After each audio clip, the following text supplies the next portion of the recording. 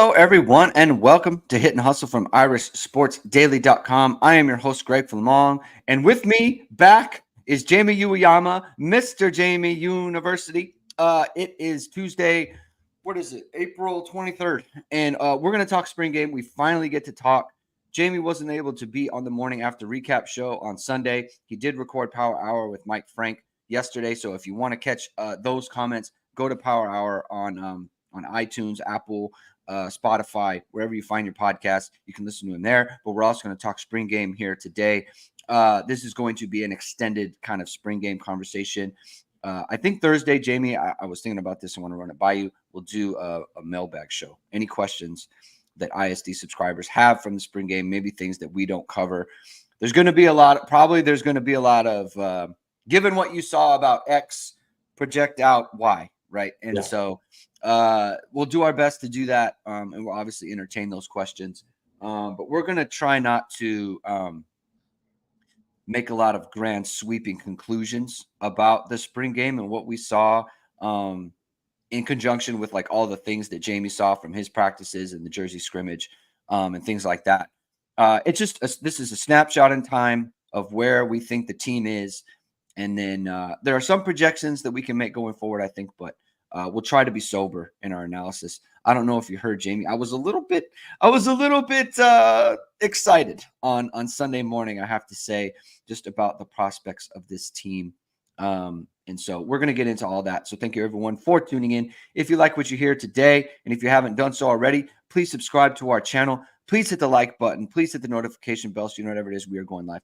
Links to our podcast are going to be in the description below if you prefer the audio format. Hopefully you like what you see here, and you will like what you see if you head over to esqclothing.com and you need to upgrade your wardrobe. ESQ was founded by Notre Dame alum Ge Wang. You've seen ESQ on all your favorite Notre Dame players and coaches. With over a decade of making the best custom clothing available, ESQ will help you look and feel your best in 2024.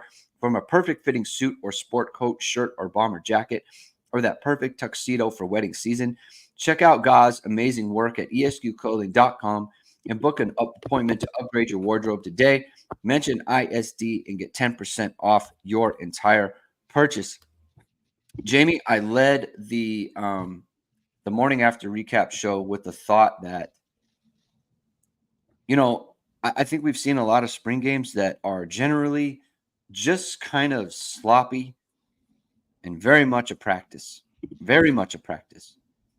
And I thought what we saw on Saturday was a lot more crisp.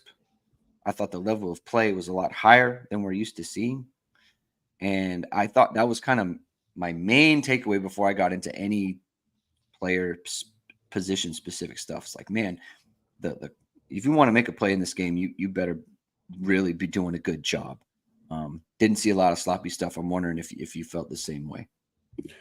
Yeah, I think. Well, I think overall, I don't even know if like sloppiness is it wasn't like overly sloppy. I just think has to do with like the depth of the roster. Yeah. So there's just not a lot of guys there that you're like, man, this guy, I don't know if he's ever going to play. Like it's a short list right now, because like even if you look at like the early enrollees in the game, and everybody is excited about like the KVAs and the CJ Carrs and the Bryce Youngs and all that, as they should be, but Anthony Knapp went in there and played well. Like, yeah. And that's not something that people would predict or expect, right? And it's not like everyone looks great right away, but I think if you kind of contrast it with let's say the 2019 spring game, right, that was that Phil Jerkovich game where he was like sacked on every play, basically. It's not like Kenny Minchie didn't have to deal with pressure like almost every time he dropped back or anything, but it wasn't to the same level that it was in that kind of game, and where you're seeing like so many more guys on defense make plays, like and it's something we've talked about offline, we've talked about it here too, like Preston Zinner and Kahanu Kia aren't guys that you're like, man, these guys are never going to play. Like, they're not bad ball players, and like they can play. It's just that right now they're not going to be in a situation where they're probably going to have to play based on kind of where everyone's at right now, with the depth chart. But like, I don't know. I wouldn't bet on them like not playing this year at all or anything like that, because one, you don't know what's going to happen with injuries, and the other thing is, Uh-huh. I think they're just good players, right? And Yeah. where you could kind of see that where I just think the overall depth of the team is just so much better, and even guys that kind of maybe people weren't buzzing about early on in terms of like some of the D linemen, like a guy like Brendan Vernon. And it's not like there weren't. I mean, he still has a long way to go in a lot of Mhm. ways. But I also saw him like work moves as a pass rusher that I would say that a lot of guys in his situation who are like fourth, like on the fourth team or whatever, wouldn't be normally doing. So Mm. you just see stuff there overall from the roster that just and even with the receivers, they're missing so many guys, yet they still had competent receivers out there, right? So I just think that's just a sign of health of the program, a sign of where things are at for where they should be really for year 3 under Marcus Freeman. Yeah, like specifically to the wide receivers. If this was the group, just that we saw, I don't think it's great because I think they're missing some stuff. But at the same time, like I think it's better than kind of what they were going with last year. And there's a whole wave of players that are still to play, right? And so it's just a completely different situation. I think Rajon makes a good point here. Our concern with depth now is who's leaving instead of who's playing, right? Um, it's like you can foresee a circumstance where you don't know where good players or how good players are going to get a bunch of snaps. And that's the concern is like if a guy like Preston Zinter, I have no idea. I'm just throwing the example. Preston Zinter is someone who, if he left the program, I would think, man, that's a good football player. I don't like him leaving the program. You know what I mean? Instead of like, well, he was never going to play and he's not really that Notre Dame caliber. Like, I don't think that about him, right? So I think that Notre Dame's getting themselves into that kind of situation more and more. Um, so Keith Hearing asks a question: how do you analyze the game players when every play could be seen as a positive or a negative? A guy gets beat by a guy also wins versus analyzing an actual game. And I think something that you pointed out on Power Hour, and I also pointed it out on my morning after recap, is I thought a lot of the plays that were made, especially in the skills, are like plays that you want to see made by your skill guys, but also against guys who aren't your regular starters. Like all the deep passes, no deep balls against Christian Gray, Jaden Mickey, or even Chance Tucker, right?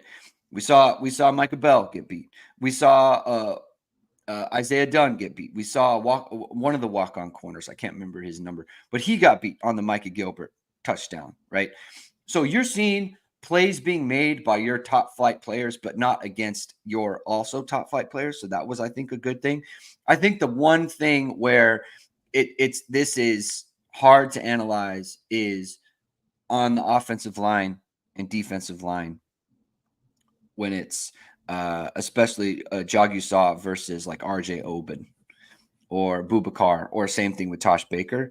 And so, Jamie, let's just lead with the offensive line here for a second, because you were, I think, fairly critical of the way Jagusaw played in the game with Mike yesterday on Power Hour.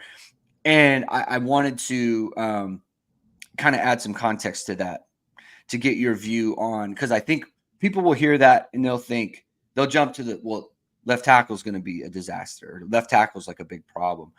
And I'm just wondering how you think about the issues that you saw having. Do you see those being things that like he needs time? he needs to work on, like, these are things that can be worked on overall? Or is it something where you think to yourself, this isn't going to work with him in this position? I'm curious where you come out there in terms of what you saw in the game. I think it's TBD, really. Like and I'm just gonna be completely honest. Like, just based on like, and I'm not just basing this off of the spring game. I'm basing it Yeah, off of the scrimmage I saw the week before too. for sure. I think that you know, I wouldn't say that like I would never write anyone off of based on like one bad day, right? Like I think that's always a big mistake. To do that. And I think one of the things too that I think showed with that, and I want to emphasize this, is that in the first half of that game was when he really, really struggled. Yeah. And then the second half of the game, they didn't take him out. They kept him in the game. Like he was the guy. Obviously, part of it's because he's young, but part of it is like this guy needs the reps. Yeah. He needs the reps. And he played much better in the second half. And I think part of it is, like I was mentioning on power, like it's not like a regular practice where Joe Rudolph gets to be like, okay, talk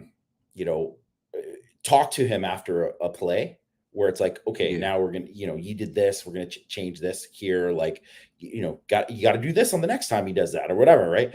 Where to me, this is what I always see. I mean, this happens all the time, and it's not just offensive line, but you can any position. When you get beat and you're having trouble, and you guys can get on tilt, and it can be like, it can just keep going downhill, and it can keep going downhill. And that was the case for me when I was watching Charles Jagasaw. That's what I saw from him. I was like, oh, he got beat this way, and then he was overreacting, then he got beat the next way. Because it was like, that was the same thing. It was like, got beat speed of power. Now he's trying to anchor. Now he's trying to be like hard set this. Well, then he just got beat easily around the edge, right? Like it's just all of these things. And frankly, too, I think one of the things, that should be mentioned too, is that like Boubacar Traore, I mean, and I'm just based, and this is the other thing that you have to take it, and that's why context matters to all this. Boubacar Traore is gonna abuse tackles all year. I mean, I am like 100% confident this guy is going to be an impact pass rusher. Like, because he has traits that are going to be problems for anyone. Like any tackle that doesn't get back in a set quickly, he's going to cook. He's going to cook because he's that good off the ball. His snap anticipation is that good. His twitch is that good, where he is going to give people problems. And he just has a natural feel for it that just a lot of guys don't have. Right. So, Traore is a Viper. He's a Viper. Tyler. So sorry. Tyler asked in the thing for all the people who are listening. So, that's it. And then the other thing is like Oben is, a professional, like the way I would say it is he's a professional rusher. Like he is a guy that has years of production, right? Like where he's a guy who knows how to get after it. Like he's a guy who has shown the ability to get pressure on the passer for years and years. So he has like tools in his toolbox that is going to be one of the better rushers that you go against from week to week. So, and when you're having to deal with that and you're a young guy who's kind of still adjusting, there's going to be growing pains. So that's part of it. So whether or not he can get out of it, whether or not he has all the traits to kind of like be, the next great left tackle, I think to me, it's to be determined there. Because I just haven't seen enough of it. Like, and if I was just going to compare him, because the thing is that Notre Dame, we're fortunate enough, we've seen a lot of guys who have come through and be advanced at a very early age, right? So like Blake Fisher came in and was like, I mean, this guy's blocking Foskey in practice. Like he is holding his own against Isaiah Foskey coming off of a 11 sack season, right? So there's that kind of thing, right? And then Joe Alt, you could tell right away, or like, even though he had a little bit of growing pains when he was a freshman coming in, like you can tell, like, oh, this guy had it. He was, if he didn't come in, if he came in um the winter instead of the summer, he probably would have been starting right away too. Like that's just kind of where he was at and what kind of talent he had.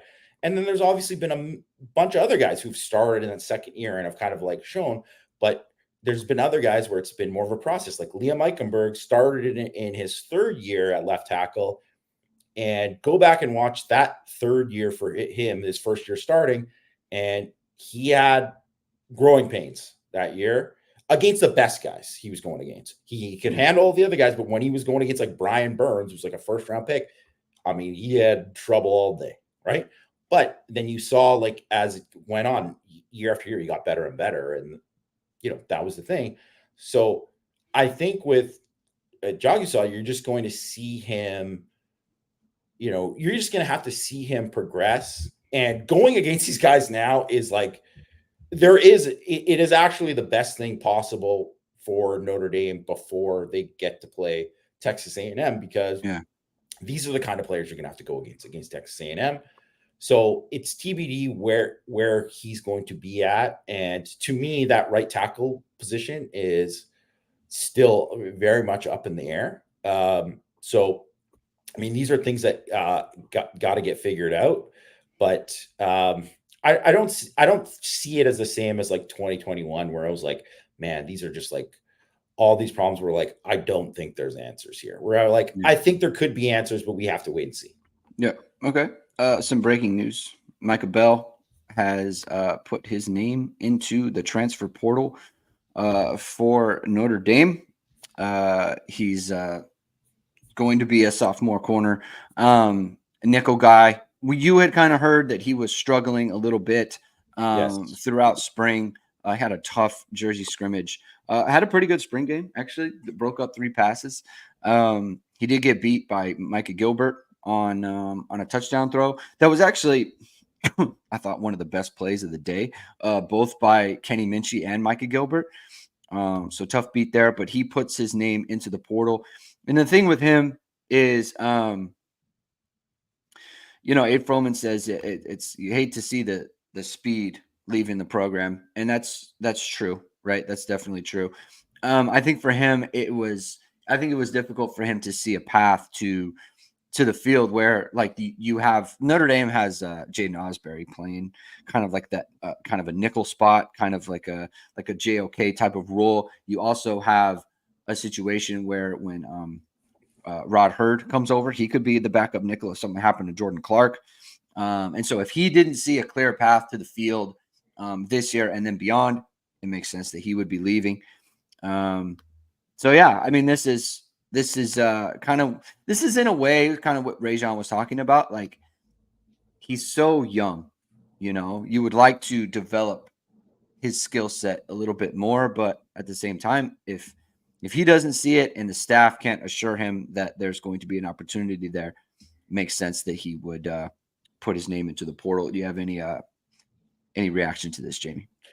Yeah, I mean, it definitely, like, I don't like the idea of giving up on guys early or whatever, because I always think there's always a chance for guys to turn it around. Obviously, the staff gets to work with these guys in ways and learn things about them that we can't see, right?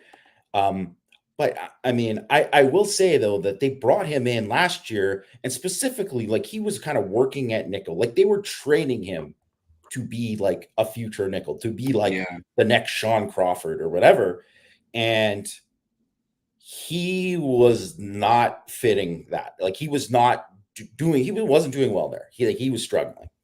And there's a reason. It's not because just Jaden Osbury, they're like, man, we got to get this guy. We need more road reps. It's like, no, they actually need somebody who can back up a nickel and maybe even push Jordan Clark at nickel. And he was not that guy. He just did not, like, the fact that they didn't like have they they never used him as a second nickel in the Jersey scrimmage or in this game. It's not because they didn't have guys outside. It was like, this was because they didn't feel comfortable with him, playing there. And I don't know. It's just one of those things where I think, he was struggling and didn't have a good spring camp. It's something that has happened with a lot of guys, over the years early on. And, sometimes there's guys who do that and then they kind of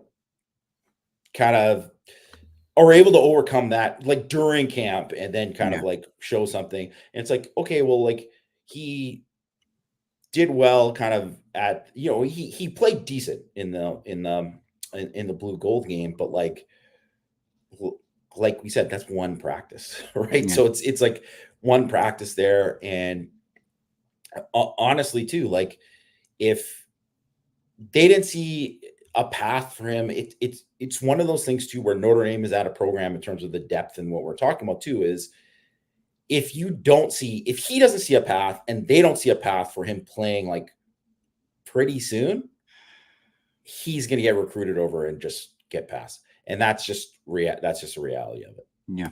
Dylan Edwards also in the portal, Jamie. Funny stuff, man. Look where Notre Dame is in terms of their running back room and things like that. It just like Notre Dame wouldn't look at him because it's just there's not a lot of spots, right? Like they got Aeneas Williams, they got Jeremiah Love looks good, they got Kedron Young, Jabron Payne looks good, Jamie. So there's not a lot of spaces there for them to deal with. Let's talk about the quarterbacks, Jamie. People like we had the Kevin Stepherson. They said he was good, but my God, he is good award. It's got to go to CJ Carr, right? I mean, I didn't want to freak out too much, and I think watching it back, like there were some little things that he did in the game that like he missed a couple reads. He took a terrible sack. Like it was 1st and 25, just hit the crosser to KK Smith and let him run for some yards and get some yards out of it. Instead, he spins away and he ends up losing more yards. So like can't ever take a sack in that situation. And then he ends up hitting like the long deep out to KK Smith. That's 2 yards short of the first down, which is funny because if you had taken the yards on the crosser, you got a first down there. And you're moving this chains. I think they ended up going for 4th and getting it. So, but look, man, I just think I thought CJ Carr, look, just the poise that he has, willing to make the throws, like the throw over the middle to that KVA made a great play on, like the 2 freshmen, the 2 early enrollees, like he made a great play there. But like, there's really nothing else there. I was watching the playback. It's like he doesn't really have anywhere else to go with this ball. It makes sense to try to fit it in that situation, and it's off his back foot too, and it almost gets there in time, and it's exactly where you want it to be. Tons and tons of talent. I thought Kenny Minchie, I thought he made the 2 kind of biggest mistakes in the game. And I'm not counting the interception because to me in the game, I think in that situation, I'm trying to move the sticks. It's 3rd and long, right? I'm trying to make plays. I want to put the ball in the end zone. I'm not trying to like take a sack here. You know what I mean? And like maybe in a regular football game where there's an actual game and you're playing every possession out, you don't throw that ball. But I think in the spring game, I think it's totally fair to throw that ball. I thought he missed a read to they ran mesh to Jack Polian. I thought Polian, he had him on the crosser. Micah Bell got caught up in traffic. If he hits him there, he's probably going to run for a good amount of yards. And it's like his first read too. So I don't know why he came off it, but I thought he missed that. He ended up almost throwing an interception on that play. I think it was on maybe the first pass of the game. He had a quick slant to Micah Gilbert where Marty Orr was he kind of got caught up in traffic. If he hits Micah Gilbert on the run there, it's kind of an easy throw. He's going to run for a lot of yards. He instead tried to dump down to to Javon Payne, and I think it was incomplete on that one as well. But other than that, I thought he did a good job. I was wondering this too, Jamie, about Mitchie. When is the last time since he left high school? When is the last time he was live in a game situation like that, facing like a it might have pass been rush live. I think it might have been live last year in the spring? in the spring game. Yeah, I don't really recall, but like he probably was live in the scrimmage last year. You know what I mean? Like, right. probably, So like right? we're talking like a year ago in the spring game, and then the scrimmage 3 times in like 2 years. You know what I'm saying? He hasn't had a ton of reps of like live bullets there. So I thought he handled himself in the pocket well for someone who hasn't had a ton of live reps like that. So your thoughts on that? I would say that I think Minchie made probably the best throws under pressure out of anyone. And this is the other thing that you have to take into context with all this too. And like you mentioned about him throwing that ball, that's it. First of all, this is like a learning experience too. Like, you don't throw that ball in a real game. Like, you got to eat it, whatever, Yeah. right? Like, that's a learning experience. Or if you throw it into the stands, whatever. And that's one thing you didn't see from any of these guys. None of these guys were like throwing it into the stands or whatever, right? Like, they weren't making those decisions, but those are decisions you got to make at some time. So I think that's part of it, right? As guys are out there, you only get so many chances to go out and play. They want to try to make plays. I get it, right? And I think Minchie, if you look at if you took his like 5 best plays, like his throws and like the one like escape that he had where he had just fantastic run, scramble. Those plays were awesome. And then there was also some other plays too, where he's got to get a little bit of help from some of his guys too. And I think you say the same for Carr as well. But he easily had the worst protection out of any of the quarterbacks in the game. And the protection wasn't overall good for any of them, but like it was, he was like every single snap, he was like breathing down his neck. So I think from that perspective too, it's like you got to kind of take that into kind of the context of it. I actually thought Carr, watching it back, whatever, people be excited about him.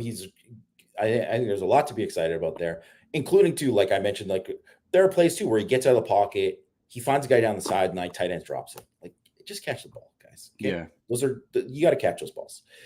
So there's a few of those things that kind of like make his numbers look better and all that. But he does throw there is like a couple things where it's just like, the one where it's like the Christian Gray should have been a pick, right? Like those kind of plays, it's just like, it changes how people view it, because it's like, well, it doesn't say in the stat sheet that he threw it, but it's like, well, that was a throw he shouldn't have made, right? So there's all that kind of stuff too. So it's I think, in my opinion, it was less defensible throw than the one that Minchie made, because it was second down. They still had another down to play with there, so it was like really like you're really just chucking it. That one should have been. That was 100% one he should have thrown away. Yeah, right. Yeah, but he's trying to make a play, and it's for sure. That's so there's good and bad, right? There's good and bad with it. But like, I don't know how you come out of that where you don't like the future at quarterback for Notre Dame. Yeah. But I would say though, if I was going to give this award to somebody, I would give it to Traore. Like, I think. Oh, interesting. To me, it's like a no brainer. Like, he was just, especially too, like he had like double digit pressures on the game, and like really just like was absolutely disruptive the entire time. And like he was, I think like Drew White tweeted after the game, like, oh yeah, like it's confirmed Boubacar Traore is good. Like, yes, it's confirmed. Like, this guy he's a dude. What was I going to say? Oh, here's a take from the game. I think this has a chance to be a special pass rushing team. Truly, like special. Like, I think when you have a situation where you have Traore, I guess, Traore coming off the edge on the other side, RJ Oben, and then you mix in the fact that like they can send Jalen Sneed after the quarterback too. It could be special. Like it could be a truly special season from a pass rushing standpoint. Just the way, and like you don't even have to bring a bunch of guys. You know what I mean? Like you can bring 4 and still just be ball hawking all over the place. So I think that has a chance to be just like a monster group.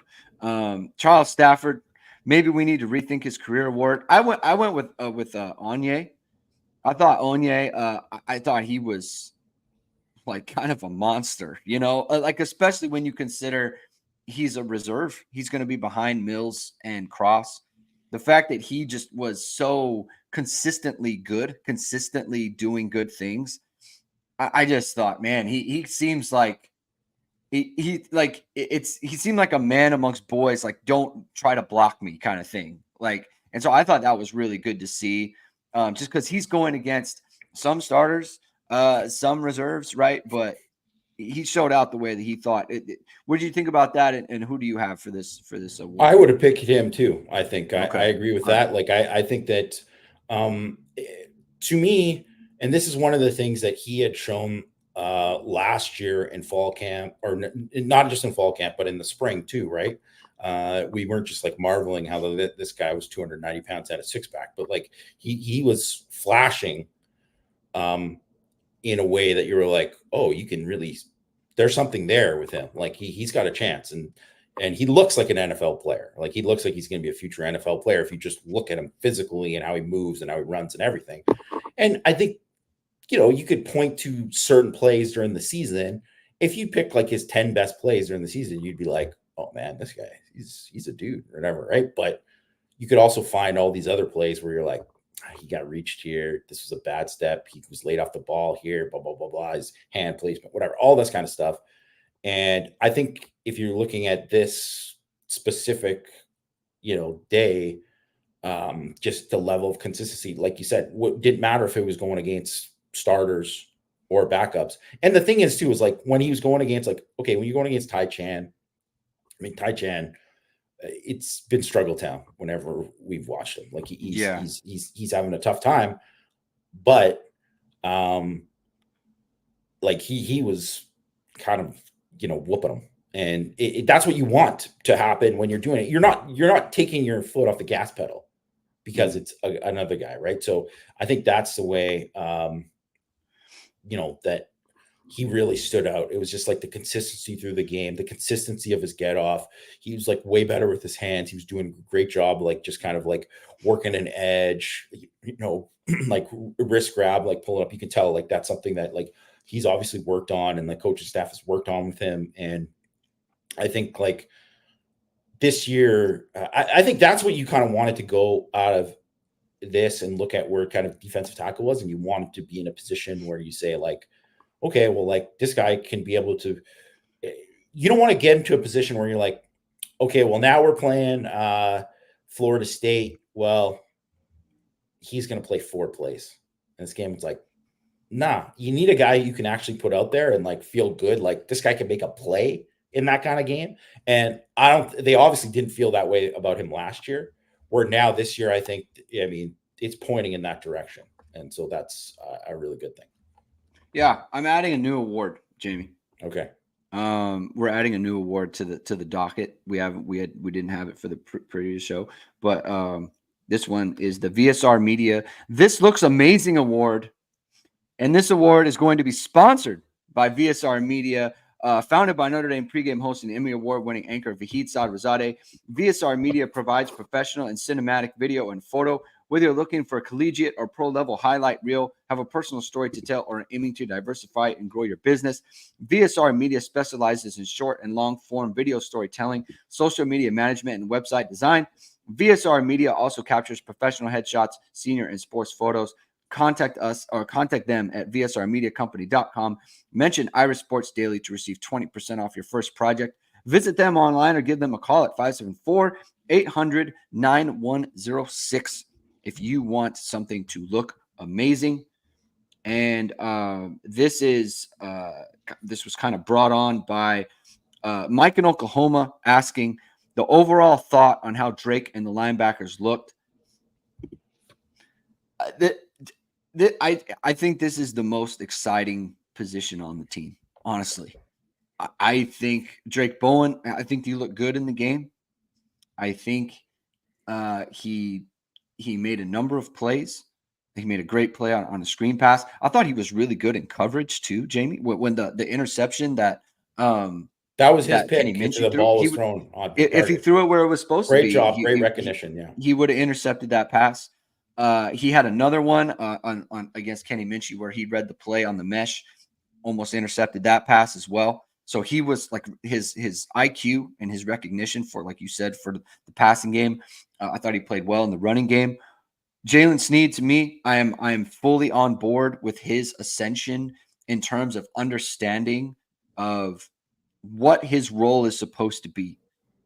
I think now he's playing under control, but also with urgency. And that is exactly where you want to be as a linebacker. He looks great out there. Jaden Osbury is another one where I think he's listed at 225. I don't think there's any way he's 225. He is smaller than that. He was in the slot covering Jaden Greathouse across the field on like a sail route, which was, I was like, I did not know that was going to be in his bag. Now, I think the ball was thrown behind a little bit, and I think it was thrown in behind. front. Yeah, I think it was thrown in front. It would have been completed if it was on. It would have been completed, but like the fact that he's there to, hey, it's got to be a good throw. It's got to be exactly where it's supposed to be. And if it isn't, I'm going to break it up. I mean, that was a long way that he had to run around against Jaden Greathouse. It's not like that was a walk on, so he's got that in his bag. KVA, Jamie, they can't keep him off the field. He's going to play. He's going to play a lot. Kanu Kia was just a wrecking ball. Like he made so many plays. Talk about a guy who hasn't played a ton of football. I mean, he hasn't been doing anything other than being on a mission for the last 2 years. Comes in, has 12 tackles in the spring game. I thought Preston Zinter flashed a number of times. So that's where I'm at with the linebackers. I thought they played really well, all of them. I didn't think any of them were like red flaggy in any kind of way. And I just think that's a loaded group. And so they're my VSR Media. They looked awesome award. Yeah, I think that group looks great. Like they just look deep. They don't have there's no passengers at all. Like it's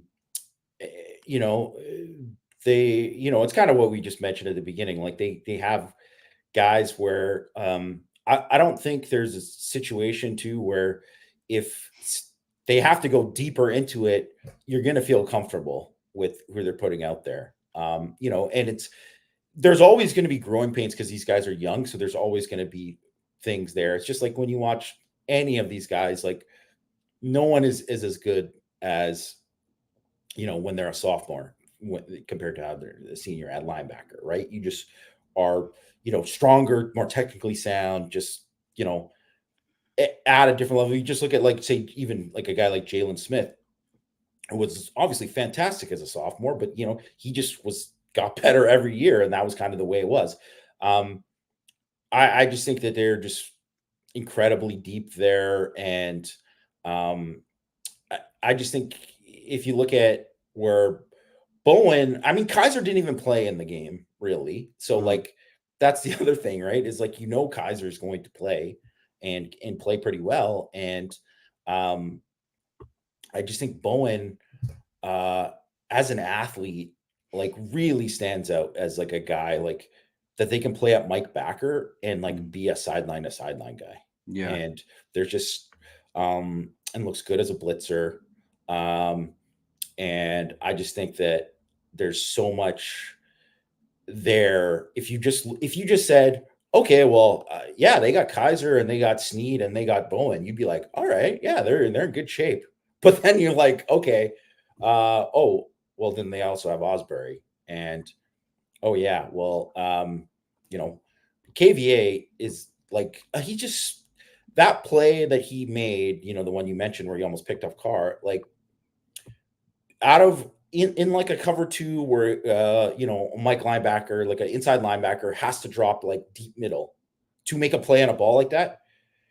Only seen it in the last decade from Jalen Smith and Drew Tranquil. Those are the only two guys. And people wouldn't say that he is that type of player because they think, oh, he's like a downhill. Like, look at this guy. He's like 230 pounds, a freshman. And you see him trigger downhill in the run game. And, oh, yeah, he can line up off the edge stuff too. It's like, nah, this guy can drop and do this kind of stuff too. And that's why people are so excited about him, right? And I'll also just want to mention one other thing about Kia. When he was there as a freshman, it wasn't like he didn't flash, as a freshman. They had him playing Viper. So it's not like he was even working as a linebacker and could kind of just walk back into this. And it's not just that they've changed schemes and changed staffs and all the kind of stuff. It's like, this guy has to go from like different position, learning all these different things, taking on so much more in terms of scheme and all that. And he just could go out there and just play like that. Like it really is amazing. And I do think, like by the time they're done, he's going to be heard from at Notre Dame. Yeah. So I'm fully in on the linebackers. As you know, Jamie, you have known this for a bit, right? So that's where we're at. Let's get to more of the awards here. Marty Orr, this walk-on is kind of balling award. I thought Jack Polian. I thought he looked the best out of all the walk-ons in the game. Did you have anyone else in mind? Jack Polian was number 81, the green jersey. He was playing wide receiver for both teams. He had a monster game. Kenny Minchie were throwing the ball, but that's fine. Anything else on that, Jamie? No, I mean he was a guy who probably stood out the most to me. I just think this wasn't really a year for like a lot of walk-ons shining because there was just a lot more of the young guys playing. They had so many. There's so many early enrollees that are on campus too. That it's just like, unfortunately, because this is like kind of one of the days where like, hey, the walk-ons are going to play a little bit more. But kind of where they're at in terms of like some of these young guys, it's like, well, they're trying to get these young guys as much run as possible because they're not going to get as much run when it's later on in fall camp once they start getting deeper into it, right? So so there wasn't a lot there, but I would say Polian too, like caught a nice touchdown in the jersey scrimmage too. No, good. Sam Hartman, don't make too much of this award, Jamie. What positive thing are people kind of going too much in on, in your opinion? Not that it wasn't good or whatever. Like, do you think it's CJ Carr? Do you think that's what it is, or would you go another direction with this? I would say it's probably more of the receivers, and it's not to say that I don't think the receivers have greatly improved, but like, just saying like Micah Gilbert, I mean, that's a good classic, like spring game. Like, I mean, he cooked a guy who, is transferring today. So it's like the guy who was in the portal, and then the other one was against the walk-on. Yeah. And it's, it's different when you're like making those plays against Christian Gray and, you're doing that kind of thing. And even if you look at like KK Smith, it's not like KK Smith. I'm not saying any of these guys look bad.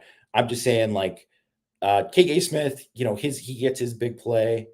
Well, they had that rub route where it was like a switch release and he just got it and he was wide open. Right. So it's like, not like a thing where he was just like, he ran a great route or anything like that, or even Chris Mitchell. Yes, it was a really nice route, but he didn't do that against Jaden Mickey or Gray, right? So it's like that kind of thing. So, I mean, there's so much with the receivers there that like so many guys out and missing that it's just like how they look now. It's just like, you can't really judge it based on how they're going to look going forward, but just like, I wouldn't overreact to too much of the good from the receivers in general.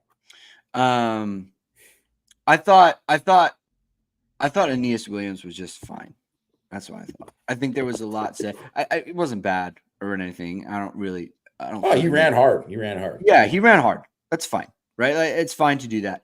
I do wonder if he's go. What were you gonna say? Yeah, I was just gonna say like But yeah, I'll just to piggyback. Sorry to interrupt you, but No, like you're fine. just to the point, they're like, oh, like he's gonna play this year. It's like, well, no, like there wasn't anything there to be like, "Man, this guy's got to get on the field," because I was like, nah, he looked good. Like he looked good, but I mean, I don't see him playing over the top three backs on on the roster as of right now. And I think it's one thing too with him is interesting is because I think when you watch him, it's pretty evident he is a very different than Kyron Williams. And I know that Kyron Yeah. Williams is the comp for him, but he is more of like he's more physical. He's more physical, Yeah. and it's not that Kyron couldn't be physical, but that was the thing because Kyron was just more shiftier and could be physical when he needed to, but like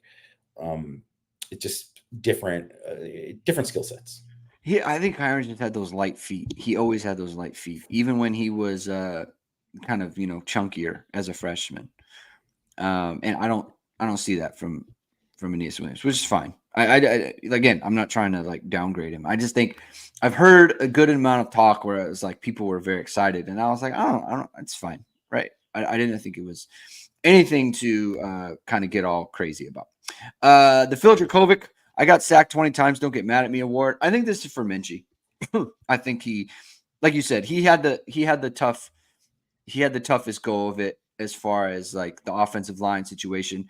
And like, KK Smith and Micah Gilbert, right? Like those are not experienced players in college football, right? So he had a tough go from that standpoint as well. And I thought he made the most of it. So good job by Minchie on that. The Greg Flammang, we are heavily monitoring award. Jamie, what are you monitoring coming out of this game? Well, what is something that you're going to keep your eye on? I mean, I think you have to just say like the offensive tackle is still going to be monitoring that in like the in the negative context because like you have to. They didn't come out of. It's the one thing where we came into spring and we're like, okay, well, how are these young guys going to look at linebacker? Well, check. Like we mentioned before, right? It's like, well, how's Adon Schuler?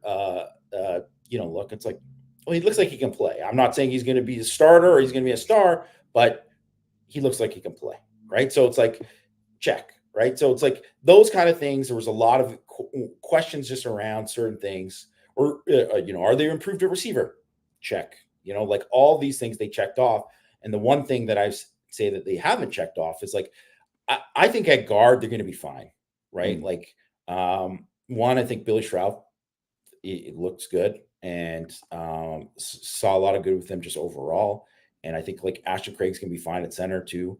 And then I think that those are like going to be like building blocks for them inside. And I do think that like whether it's Rocco, whether it's Coogan, whether it's maybe someone like Sullivan Absher who just jumps into the mix because he looks good, or Pendleton if he maybe moves to guard from center or whatever. Like I think they're going to be fine there. But at tackle, I think there's still question marks. So, and I think if you look at this game, um, Emil Wagner was by way better than both of the other tackles in this in terms of pass pro, but he didn't have to go against Traore and Oben. So that's there is that kind of context with it, but I mean, all he can do is block the guys that he was going against, and I thought he handled himself really well. Like he was good, like just consistently throughout the day. So that's a question mark. And then I think if we're just like heavily monitoring like something from like the other perspective, I would say just like kind of what you said about like the pass rush in general, because I think it's going to be tough to figure out who's going to play on third down. I hope they kind of mix and match it a little bit because they just got too many guys that are good. I mean, Snead is going to play on third down, obviously. Snead is going to play on third down. And who's the other linebacker who's going to play there? Are they going to play three linebackers? Because last year, really, they had like at a time when they had Marist and Snead and Bertrand. Are they going to do that so much? Who's going to be the DJ Brown, the the Aztec? Are they going to keep doing that? Are they going to continue doing that? Are they going to play maybe like another corner, right? Like Adon Schuler seems like he would be a really good fit there, but we'll see. I mean, I think Bowen is like, he's a good blitzer. He flashes a lot as a blitzer, but Kaiser is like also a good player, and he's going to be able to like kind of move around and have control of things and check into whatever. So there's all that, and then there's like, well, KVA, like, can this guy rush off the edge? I mean, Traore is going to play on third down. He's going to play on third down, and Oben is going to play on third down. Of course, Howard Cross is going to play on third down. The guy was like hugely impactful as an interior rusher last year. And then it's like, well, Mills can rush inside too. So he can do some of that as well. And I mean, I do think Botello looks like better. Like he looks more like the guy that we thought it was, and was twitchier too. And right now, I wouldn't have him as a starter on third down, but it's like, well, he can also play. It's just, you got a lot of options. So it's like monitoring it, and like that way, it's like, I really think this is like, I really think 2019 was like the best that they've ever been in terms of like all of the pass rush options that they had. And that the fact that they had all those injuries, like, Aquara is out for the season, Hayes is out for the season. It's like, I mean, they're just plugging in edge rushers and they're just like, still like no one can block them. And I mean, JOK didn't even play on third downs in 2019, right? So, yeah, I don't think it's that level, but it's close. It might be that level in 2025 or whatever. But like, they're really, I think they're going to be really good up front and present a lot of problems there. Yeah. Tyler Borgman asks, on 3rd and 8 with the game on the line, what front would you like to see on defense at the moment? I think you would have Mills and Cross with Traore and Oben, and then send Snead rush 5 and ask the back 6 to cover. Like that's what I would do. Like that, I just think there's so much speed, there's so much power there. It's just that's why I feel like, man, this could be a really, really special pass rush group. I really do. I just think they've got a lot there. Someone that I've been monitoring, right? We all know about Adon Schuler. To me, he had a scrimmage. Like, okay, if this was a game, like a real game against Texas A&M or whatever, I would have said he had a poor game. It's 4th and 2. He's got outside leverage. Got to make that tackle. Love. You got to have to make the tackle. You can't get outside. You just can't happen. The one against over the middle to Eli Raridan. Maybe it's a game he comes with a little bit more force, right? He doesn't want to blow up his teammate. That's possible. That's what happened. But on the other part, too, is like that defense is designed for him to rob that middle of the field. The ball should not even get to the chest of the wide receiver. Like it should be picked off, right? That's what but the other part is he's also doing exactly what he's supposed to be doing.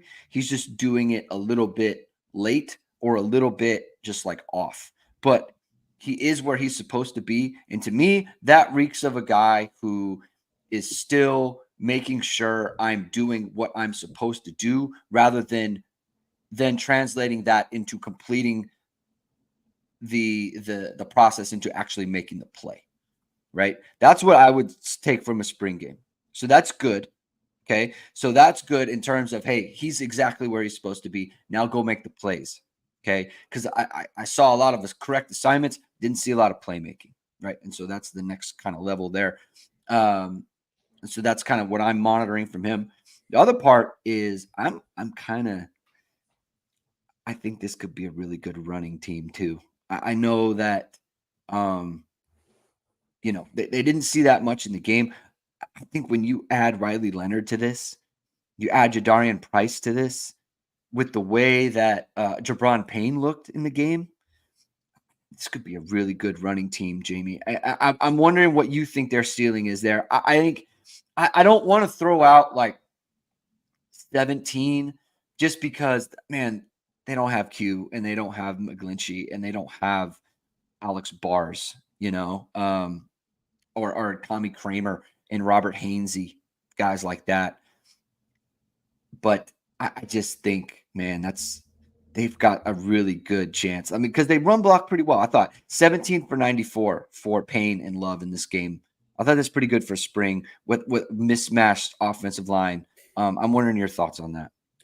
Yeah, I do think, and I think they're going to need to, right? Because I think that's one of the things too that, as we're always kind of talking about all this and, um, worried about the offensive tackles and pass pro and all that. Like, well, they can't go into that game. They're not going to win and beat Texas A&M throwing the ball 40 times. Like, they got to run the football on Texas A&M. Like that has to be a thing. So the worst chance they have of not winning that game is getting into a position where it's like, man, we got to drop back and throw all the time, because that's just when they're going to get in trouble. But I mean, that's you slow down a pass rush by like some of the stuff with like RPOs and play action and all that kind of stuff, but also just by running the football, because these guys can't like get in their sprinter stances and get ready to go attack, because if they do, you're going to run it down their throat. Right. So that's going to be, I think, huge for them. I would agree too. Like, how they ran with Payne and with Love was encouraging. And I think that man, the quarterback run game is going to be it's going to be a big deal. It is going to be a big deal. And they're going to need it. They're going to really, really need it. So I think that's going to be, as much as like people kind of want, like, I just don't think the team is quite built to be like they're definitely not built like LSU last year. No. Right. So they're not anywhere close to that. So I just think when I look at that kind of thing, it's going to be, how they run the ball is going to be a big part of dictating how good they are on offense. And I think, even with some of the stuff, because I would say run blocking wise, if you're judging like Jagus on the run game, I mean, he blocked well from that perspective. And there's things there where you were like, well, this was good there. So I think that, is kind of, it gets lost because people care about the quarterbacks. They care about all the other, like, kind of like the big plays and all that kind of stuff. But that's the kind of stuff that's going to matter if they're going to, make the playoff this year. They got to run the ball well. Right. And run it when you need to run it. Yes. Like so much of last year was like, sure, you ran it against Pitt. Good job. You ran it against Wake. Good stuff. You got to do it against A&M in the opener. Like that's when you need it. You got to run it when you need it. And so that's kind of what's going to be the determining factor. This team is going to do numbers, but it's just, and look, this has been kind of the situation for Notre Dame for a long time. Can you play your best ball when you need to play your best ball? Competitive greatness is what Bill Walton always used to say. Doing your best when your best is needed. Like, can Notre Dame do that? Like, that's where I'm at with this team. They are going to do numbers against some of these teams that just can't hang with them. And that's what they did last year. They're going to do it again this year. Can you do it against A&M? Can you do it against Louisville? Can you do it against Florida State? Can you do it against USC? Right? Like, you need to do it in these situations, and that's going to be the determining factor, in my opinion, on Notre Dame. Really quickly, Beefeater asked a question about JLG with the Jamal Murray thing. Do you not know who you're talking to here? This is too soon. I can't be dragged. He's 100% on point, though. I can't be dragged into this stuff with Jamal Murray and the Nuggets. I live in Los Angeles, man. I'm a Laker person. Can't be dragged into this. I mean, he's the definition competitive greatness. It just really hurts my feelings. You could have said Kobe or something. Instead, you got to hurt me with this. That's a banning next time. It's not a banning. Okay. Beefeater ND08. Impressions on Chance Tucker. I heard his name a bunch, but was distracted while watching the game. You know what? I thought he played a great football game. I was watching him. He did just a bunch of like little things. Like, okay, what was it? The first drive, they high-low. Okay, they're in cover two. They're high-low. He opens up. Flanagan's run the corner route. he has the little curl route inside of him. I believe it was from, I don't remember who the wide receiver was. It might have been Greathouse. And then you have Jeremiah Love coming out of the backfield, right? So 1, 2, 3.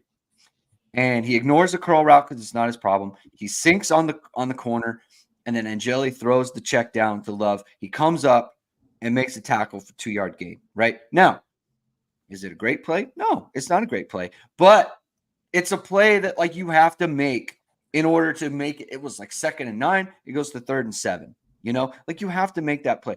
There was another play where they gave the ball to Aeneas Williams, and he goes to bounce it. And the wide receiver on the other side was Greathouse. And it was Chris Mitchell. And he comes up and he goes inside of the wide receiver, but he gives the wide receiver his back. So it's like, you can't push me now from here because you are behind me. So he walls off. So he still stays outside leverage on the play, even though he is inside of the wide receiver, because he forced his way with his back into the thing. And like, that's such a small thing, but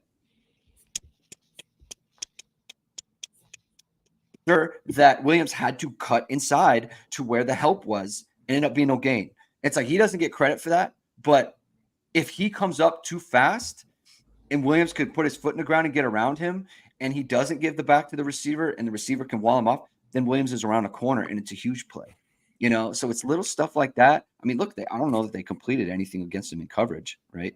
So I thought he had a good game. I'm not going to proclaim that he's like definitely going to be the 4th, you know. Well, right now he's the 4th by default. But what does that mean? He's 4th, but are they going to play him? Are they going to play him? Yeah. Right. Like, I don't know. Right. I don't know what that means. But to the question, I thought he had a good spring game. I thought he looked real good out there. Any thoughts, Jamie? Yeah, I thought he played pretty well in the game too. And I think that to me, he's always been a guy that's like probably had some pretty bad luck whenever he's been in the game. Yeah. Like he's like it's like perfect throw, perfect catch. It's like, this is the only place the ball could go to get beat, and the guy makes like the catch of his life in like garbage time. It's like, okay, so it just like looks bad for him, but I was like, I mean, the coverage wasn't bad. It was like pretty good. Like, so there's that kind of stuff. I think that and in practice too, like he's always kind of like competed well. Like, he's been, to me, it's like very much like a Joe Wilkins guy where you're like, oh, this guy he's good enough to play and help when asked, you know. But I mean, there's obviously a drop off between him and the top group. But I mean, right now, too, based on like they just lost Micah Bell and Clarence Lewis, so it would be very helpful if he can help them this year. Obviously, they're trying to get another guy in the portal right now. They got Leonard Moore and Carson Hobbs coming too, so there's that. But you don't necessarily want those freshmen to earn it to be good enough to play, and not, you want them to be the Benjamin Morrison, Christian Grays, where it's like, well, this guy's too good. We got to get him on the field, like, and not be a situation where it's like, well, God, I mean, they got to go to a freshman because of that. I think just Kim being there, I think it's like important, because I do think that he's not a stiff. He's not a stiff. Like, he's a guy that in terms of depth down your roster, like certainly they've been like much worse at corner, like depth down the near. And like, I think on some other previous Notre Dame teams, like not so distant, past, like he could have played on some other teams for sure. Yeah. Matt McCarthy asking, do you think Notre Dame targets any positions? Do you think there's a position other than offensive tackle? I think if they found an offensive tackle that they liked and was better than those guys, they would bring him in. Can you think of another position where they would be looking for somebody? Well, like corner depth, right? Corner nickel depth. I think. Well, they're looking for that, but like to me, that's like, because like they're not like, so to me, yeah, like a punter. No, they don't need anybody to come in and really compete to be a starter anywhere. Yeah, no, they don't. Other than, like you said, offensive tackle, but I just, there's nowhere there. Like, even when there's like a really good guy who pops in the portal somewhere, I'm like, okay, let's just say Damian Martinez. Not that I ever think that he would go to Notre Dame, or like this guy who just got a DUI is would be a guy that Notre Dame would be targeting. But like, just from strictly from a talent perspective, you wouldn't see a back and be like, oh man, of course. Why wouldn't they? Like, no, they just aren't in a position there. And I think one of these things too is that there's some people that treat it like, some programs that treat the portal like, we're just going to keep bringing in the best guys possible, and we don't care. Let the chips fall where they may, and just whatever. But like, I do think part of what, Freeman and Notre Dame want to do is like, yeah, they want to bring in good guys, but they also like are wary of like the culture, retaining guys, keeping guys happy. That's part of it too, right? So that's something that I think that gets taken into account with it. So I don't think they can just add anyone somewhere. Like, I mean, I wouldn't be surprised if they could easily add guys. Like, so he mentioned about the 1 year guys out of high school. Did those guys have were they recruited by Notre Dame before? Because if they weren't, then they'd take them off the list. Yeah. Like, they're not going to be guys, because it's just, if they weren't offered, they weren't like, at